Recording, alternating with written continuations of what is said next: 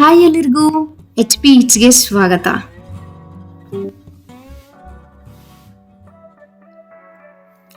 ಬನ್ನಿ ಇವತ್ತು restaurant style paneer manchurian ಮಾಡೋದು ಹೇಗೆ ಅನ್ನೋದು ನೋಡೋಣ.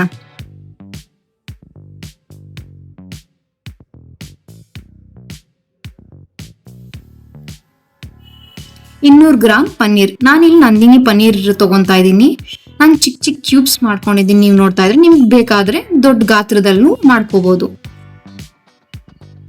ಇದಕ್ಕೆ ನಾನು 1 ಸ್ಪೂನ್ ಮೈದಾ,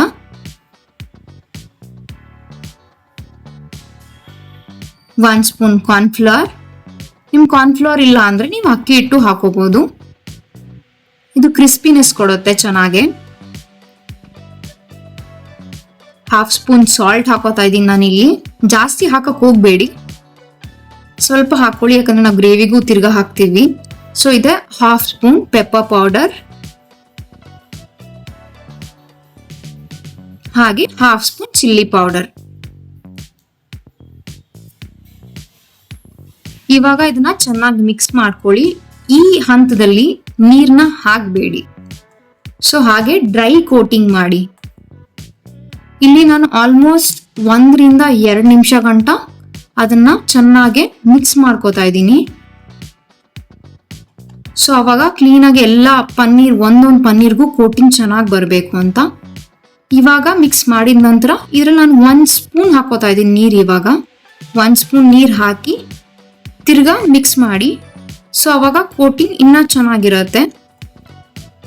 ಜಾಸ್ತಿ ನೀರು ಹಾಕಕ್ ಹೋಗ್ಬೇಡಿ. ಜಾಸ್ತಿ ನೀರು ಹಾಕಕ್ ಹೋದ್ರೆ ಕೋಟಿಂಗ್ ಎಲ್ಲ ಈಚೆ ಆಗ್ಬಿಡುತ್ತೆ. ತಿರ್ಗಾ ನೀವು ಮೈದಾ ಹಿಟ್ಟು ಕಾರ್ನ್ಫ್ಲೋರ್ ಹಾಕ್ಬೇಕಾಗತ್ತೆ.